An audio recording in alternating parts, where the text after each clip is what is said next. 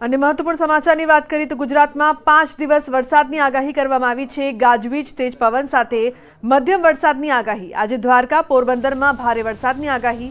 તો ઉત્તર ગુજરાતના 4 જિલ્લા બનાસકાંઠા, પાટણ, સાબરકાંઠા, મહેસાણા સિવાય 29 જિલ્લામાં મેઘગર્જના સાથે હળવા વરસાદની આગાહી કરવામાં આવી છે।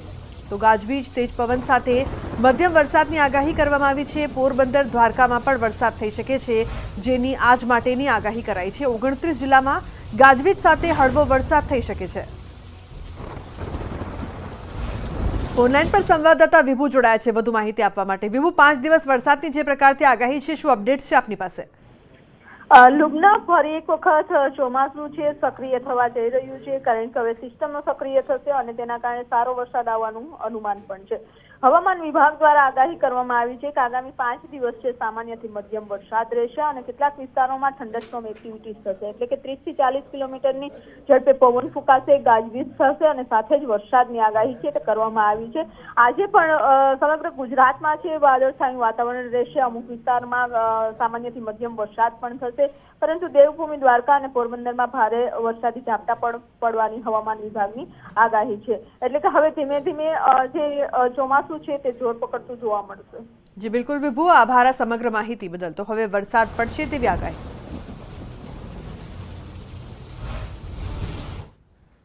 તો પોરબંદરમાં ભારે વરસાદ બાદ ઘરોમાં ઘૂસ્યા છે પાણી। શહેરના છાયા ચોકી 4 રસ્તા વિસ્તાર તરબોળ થયો છે। છાયા ચોકીમાં લોકોના ઘરોમાં ઘૂંટણસમાં પાણી ભરાયા છે। ઘરોમાં પાણી, ઘરવખરીને પણ નુકસાન। 3 વર્ષથી વરસાદી પાણી ભરાતા હોવાની રાવ। રસ્તા બનાવ્યા પણ નિકાલની વ્યવસ્થાનો અભાવ જોવા મળ્યો। પોરબંદર જિલ્લામાં સવારે 6 થી 10 વાગ્યા સુધીમાં 2.5 ઇંચ વરસાદ વરસી ચૂક્યો છે। રાણાવાવમાં 2 ઇંચ વરસાદ નોંધાયો છે। હજુ તો ચોમાસું પોરબંદરમાં બેઠું પણ નથી, ત્યારે ચોમાસાનો વરસાદ થયો પણ નથી, ત્યાં પોરબંદર શહેરની આ સ્થિતિ બની છે। રહીશો પાલિકાની પ્રી મોન્સૂન કામગીરી સામે સવાલો ઉઠાવી રહ્યા છે।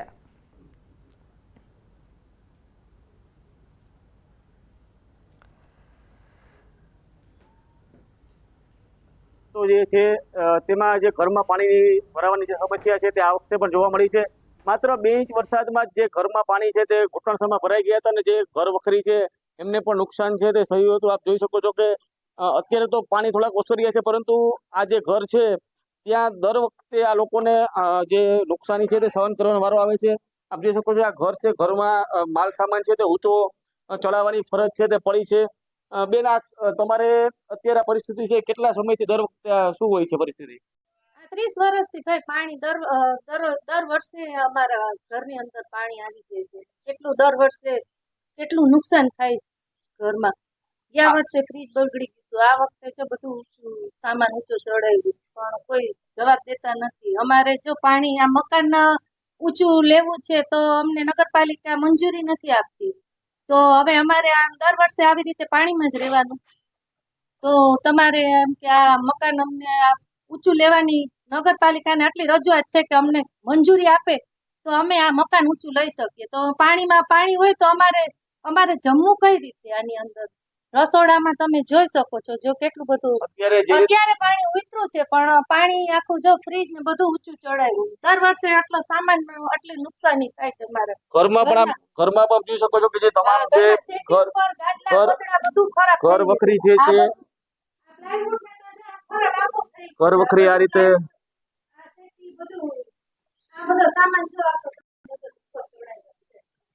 હવે નાના બાળકો હોય તો અમારે આને કઈ રીતે અમારા ઘરમાં કઈ રીતે રાખવું? છોકરી પ્રેગ્નેન્ટ છે તો અમારે કઈ રીતે સાચવવું? તો જે રીતે પોરબંદરમાં માત્ર 2 ઇંચ જેટલા વરસાદમાં જ જે તંત્ર છે તંત્રની પોલ ખુલી ગઈ છે અને દર વખતની જે સમસ્યા છે તે પાણી ભરાવાના જે સમસ્યા છે તે સામે આવી છે, ત્યારે લોકો માંગણી કરી રહ્યા છે કે આ પાણી ભરાવાની સમસ્યા છે તેમાંથી તેઓને છુટકારો આપવામાં આવે, જેથી જે હાડમારી છે તેમાંથી તેઓ બચી શકે। પ્રતિશ સેલુ, ન્યૂઝ 18 ગુજરાતી, પોરબંદર। પોરબંદર જિલ્લામાં સિઝનના પ્રથમ વરસાદે જ માત્ર કહી શકાય કે સામાન્ય 2 ઇંચ જેટલો વરસાદ જે પોરબંદરમાં વરસ્યો છે, એમાં પોરબંદરથી જે શહેરના જે ખીજડી પ્લોટથી છાયા ચોકી તરફ જે રસ્તો છે તે રસ્તા પર જે ઘર આવે છે તે ઘરમાં જોઈ શકો છો કે તળાવ સમાન જે દ્રશ્ય છે તે જોવા મળી રહ્યા છે।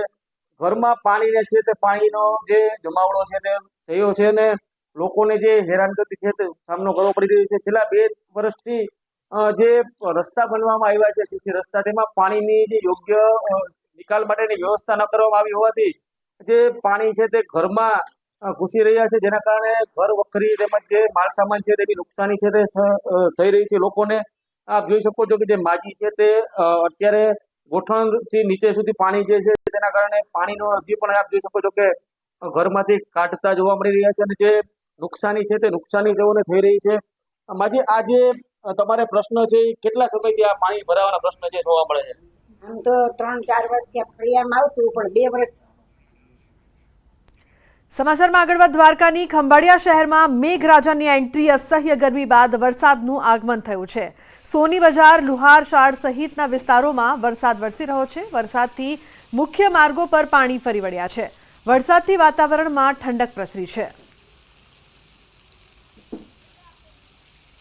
તો વરસાદને કારણે મુખ્ય માર્ગો પર પાણી જોવા મળી રહ્યા છે. જો કે વાતાવરણ ઠંડુકાર બન્યું છે, લોકોને ગરમીથી રાહત મળી રહી છે.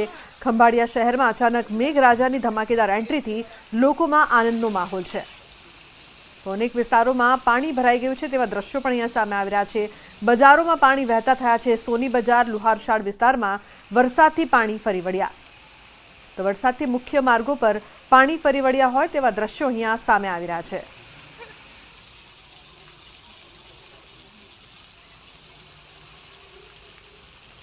ગુજરાતના ખેડૂતો આનંદો, ચોમાસા માટે સારા સમાચાર છે. વિરામ લઈ રહેલું ચોમાસું હવે આળસ મરડીને આગળ વધી શકે છે. હવામાન નિષ્ણાંત અંબાલાલ પટેલે આગાહી કરી છે.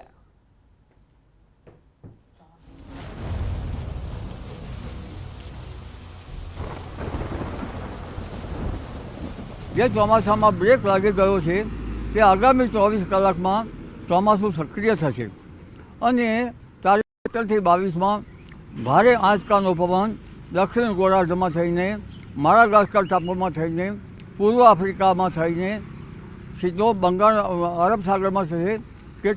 કેટલીક અસરો બંગાળના ઉપસાગર ઉપર થવાની શક્યતા રહેશે અને આ વિન્ડ ગસ્ટ જબરી હશે, જેના કારણે રસ્તા પર પડેલા જે વસ્તુઓ જે છે ઉડવા લાગશે, ઝાડની ડાળીઓ પણ વળી જશે, કાચા મકાનના પાતળા ઉપર પણ અસર થશે. એટલે આ વિન્ડ ગસ્ટ પવનની ગતિનો સપાટો જબરો હશે. અંબાલાલના મતે 2 શાખા સક્રિય થશે અને ગુજરાતને ફાયદો થશે. તારીખ 17 થી 20માં આંચકાના પવન સાથે અરબ સાગરમાં લો પ્રેશર બનશે, બંગાળ ઉપસાગરમાં લો પ્રેશર બનશે. 20મી જૂનથી ડીપ ડિપ્રેશન બનશે અરબ સાગરમાં, બંગાળ ઉપસાગરમાં ડીપ ડિપ્રેશન બનશે. વેલમાર્ક લો પ્રેશર પછી ડીપ ડિપ્રેશન બને છે અને આ ડીપ ડિપ્રેશનો બનવાના કારણે અને ઘણા લો પ્રેશરો થવાના કારણે હવે બંગાળ ઉપસાગરની શાખા પણ સક્રિય થશે, અરબી સમુદ્રની શાખા પણ સક્રિય થશે અને બંને શાખાઓ સક્રિય થતાં મધ્યપ્રદેશમાં ભારેથી અતિભારે વરસાદ થવાની શક્યતા રહેશે. ગુજરાતના ખેડૂતો માટે પણ અંબાલાલે સારા સમાચાર આપ્યા છે. આદ્રા નક્ષત્રનો વરસાદ આવશે. તારીખ 20મીથી આ વહન જબરું હશે અને 20 થી 28માં ગુજરાતમાં નિરંતર સતરાતર વરસાદ થવાની શક્યતા રહેશે અને પશ્ચિમ ઘાટમાં મુંબઈ, મહારાષ્ટ્રમાં ભારે જળભરાવ થવાની શક્યતા રહેશે. કાલથી ચોમાસું સક્રિય થશે, ક્યાં પડશે વરસાદ? આ પ્રશ્નનો પણ અંબાલાલે આપ્યો જવાબ. પૂર્વ ગુજરાતના ભાગોમાં પણ ભારે વરસાદ થશે. પંચમહાલ, દાહોદ, લીમખેડા વગેરે ભાગોમાં વરસાદ થવાની શક્યતા રહેશે. બનાસકાંઠા, મહેસાણા, ઉત્તર ગુજરાત, સિદ્ધપુર, પાટણ, હારીજ વગેરે ભાગોમાં વરસાદ થવાની શક્યતા રહેશે અને અમદાવાદ, વિરમગામ, ગાંધીનગર વગેરે ભાગોમાં વરસાદ થવાની શક્યતા રહેશે. પણ વરસાદમાં 17 તારીખ સુધી પવનની ગતિ તેજ રહેશે અને તેજ ગતિના પવન સાથે ગાજવીજ સાથે વરસાદ થવાની શક્યતા રહેશે, જેથી જાણે વીજ પ્રપાત થતો હોય એવા વીજળીના કડાકા ધડાકા થશે. 24 કલાકમાં રાજ્યના ભિન્ન ભાગોમાં, અમદાવાદના ભાગોમાં પણ આજે હવામાન પલટા છે. એટલે ભિન્ન ભાગોમાં ગાજવીજ સાથે વરસાદ થવાની શક્યતા છે, આંધી વંટો સાથે. સમાચારમાં આગળ વાત કરીએ તો કેન્દ્રીય જળમંત્રી બન્યા બાદ પાટીલની અપીલ, વોટર હાર્વેસ્ટિંગ કરી કુદરતી જળ સંગ્રહ કરવાની લોકોને અપીલ કરી. ભીમરાડ ગામ ખાતે વોટર હાર્વેસ્ટિંગ પ્લાન્ટ બનાવાયો છે. CR પાટીલના હસ્તે પ્લાન્ટનું લોકાર્પણ કરાયું છે. જમીનમાં પાણીનું સ્તર વધે તે માટેના પ્રયાસો શરૂ કરવામાં આવ્યા.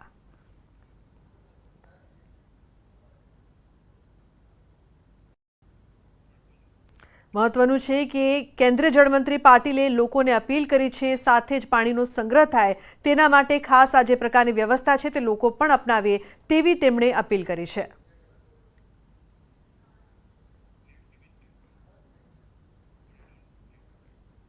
સમાચારમાં આગળ વાત જૂનાગઢની માણાવદરના ધારાસભ્ય અરવિંદ લાડાણી ફરી મેદાને છે. મિતડી અને કોઠારિયા ગામ વચ્ચેની પાણી પુરવઠાની લાઇન તૂટી 9 દિવસથી આસપાસના ગામો પાણી વગરના પાણીની લાઇન રિપેર ન થાય ત્યાં સુધી સ્થળ પર બેસવાની ચીમકી કરી છે. અધિકારીઓ દ્વારા તાત્કાલિક કામગીરી શરૂ કરી ગઈકાલે પણ રોડ પર ભર્યો હતો. જતના દરબાર પાલિકા સામે ભ્રષ્ટાચારના આક્ષેપ સાથે અધિકારીઓનો લીધો હતો ઉધડો. તો મહત્વનું છે કે માણાવદરના ધારાસભ્ય ફરી મેદાને આવ્યા છે. જે પ્રકારથી લોકોને પાણીની સમસ્યાનો સામનો કરવો પડી રહ્યો છે ત્યારે એમએલએની એક્શન સામે આવી છે. આજના અને ગઈકાલના દ્રશ્યો છે. ગઈકાલે લોકો જે પ્રકારથી પોતાની સમસ્યા વર્ણવી રહ્યા હતા ત્યારે એમએલએ મેદાને આવ્યા છે. માણાવદરના ધારાસભ્ય દ્વારા આ વાત કરવામાં આવી છે કે લોકોની સમસ્યા છે તેનું જલ્દી નિરાકરણ કરવામાં આવે. જે બાદ હવે તંત્ર છે તે કામ કરવા લાગ્યું છે. તો પાણીની લાઇનને લઈને ફરી તેઓ મેદાને જોવા મળી રહ્યા છે. સમાચારમાં આગળ વાત અમદાવાદની દાસ ખમણની ફરી એક વખત બેદરકારી સામે આવી છે. સેવ ખમણીની ચટણીમાંથી જીવાત નીકળી. પાલડીના મહાલક્ષ્મી 5 રસ્તા પાસેની બ્રાન્ચની આ સમગ્ર ઘટના છે. ગ્રાહકે હેલ્થ વિભાગમાં ફરિયાદ કરી હતી. અગાઉ પણ દાસ ખમણની બેદરકારી થઈ છે છતી દાસ ખમણની અલગ અલગ બ્રાન્ચમાં અગાઉ સીલ કરવા સુધીના પગલાં પણ લેવાયા છે. ત્યારે એકવાર ફરી તેવી જ ઘટના સામે આવી છે. ગ્રાહકે આ અંગે હેલ્થ વિભાગમાં ફરિયાદ પણ કરી છે.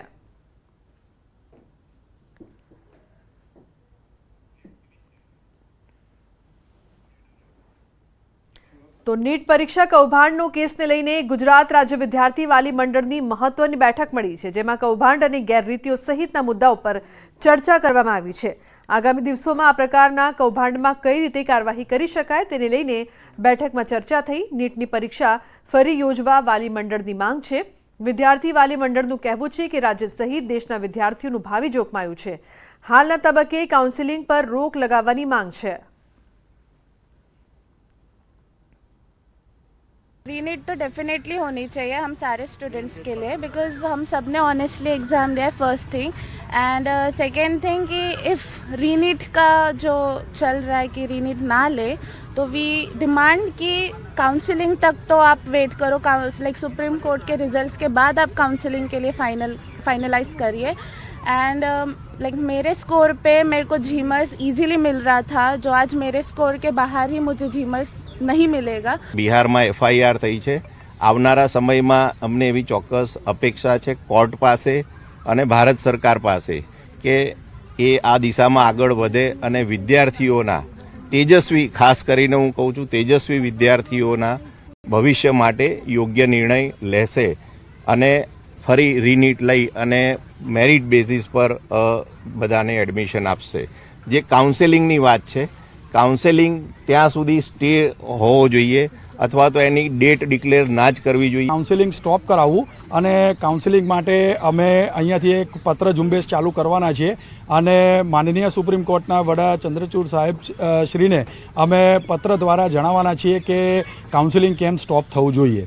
બીજો અગત્યનો મુદ્દો છે કે જે રીતે રેન્કિંગ્સ આવ્યા છે છોકરાઓના, જે રીતે આ માર્ક્સ વધી ગયા છે તો એ માર્ક્સના કારણે ઘણા બધા છોકરાઓના રેન્કિંગ્સમાં બહુ જ ડિફરન્સ આવ્યો છે અને જેના કારણસર જે ગવર્મેન્ટ કોલેજીસની અંદર એડમિશન્સ મળવાના હોય એ મળ્યા નથી.